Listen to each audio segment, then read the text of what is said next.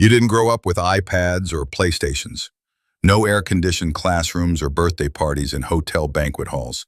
You had power cuts, chalkboards, and a childhood full of things that cost nothing, but meant everything. Back then, you didn't know you had less, because you had enough, and most of all, you had each other.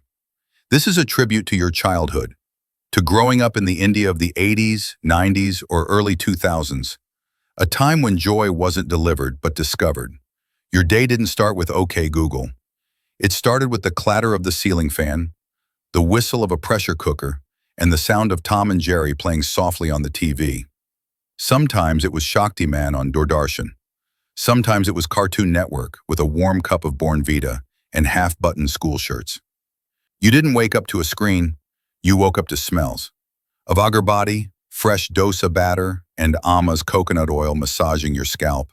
A toothbrush could be a neem twig. A bath was a metal bucket with warm water from the stove. And mornings were busy, but never rushed. Your school tiffins weren't fancy, but the smell of aloo paratha or lemon rice in a steel dhaba, that was happiness. Uniforms were faded, often patched. Shoes were polished with care, and a simple plastic water bottle slung over your shoulder felt like a badge of honor.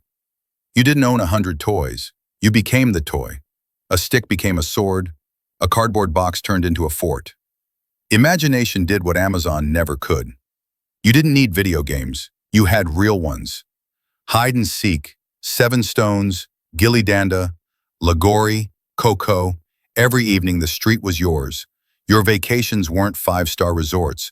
They were train journeys to Nani's house. The smell of the tracks, the thrill of fighting for the window seat, the joy of packed puri aloo on banana leaves.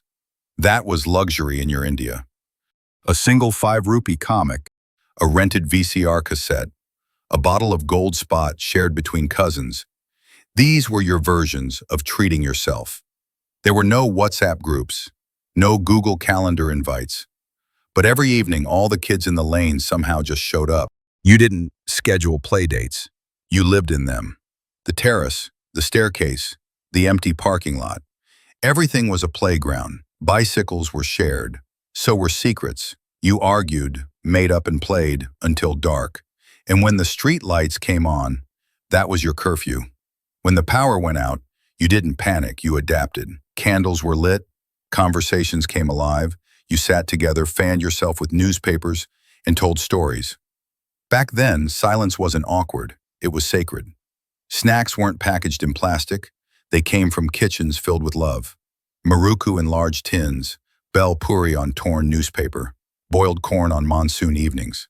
Don't spoil your appetite, your mother warned, but you always did. Festivals weren't Instagrammable, but they were unforgettable. Waking up at 4 a.m. for Diwali, helping clean the house, wearing that one new outfit, and feeling like royalty. You didn't buy decorations, you made them. Paper lanterns, hand-drawn rangolis. Everything was done with hands and hearts. Evenings weren't about screen time. They were about shared meals. 1 thali, 4 hands, 10 stories. Laughter, scolding, and second helpings. That was your dining table. Your parents didn't take parenting classes, but they taught you the most valuable lessons, not through words, but through example. You saw them stretch every rupee without ever letting you feel the strain. You learned to fix things, to save, to share, to respect. Nothing was wasted, not a pencil stub, not a plastic bag, not a torn sock. Old saris became pillow covers.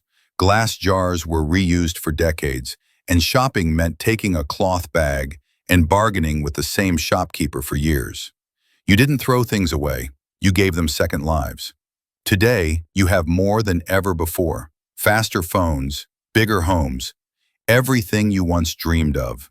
And yet, something's missing. You scroll endlessly, but feel empty.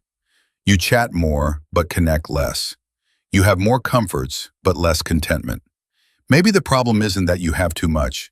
It's that you forgot what enough felt like.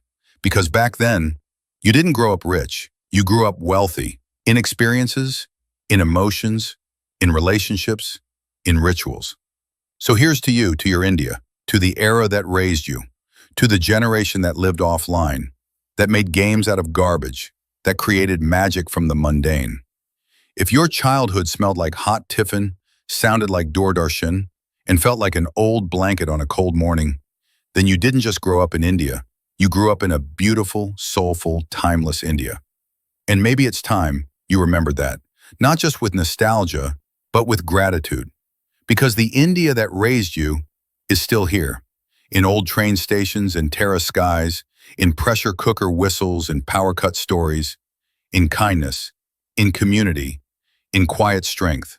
You carry that India within you, in how you love, how you raise your children, how you find joy in the simple things. So maybe it's not about going back. It's about bringing that India forward into this noisy, rushing world to remind the next generation that you don't need a lot to feel full, just a little heart, a little hope, and a whole lot of India.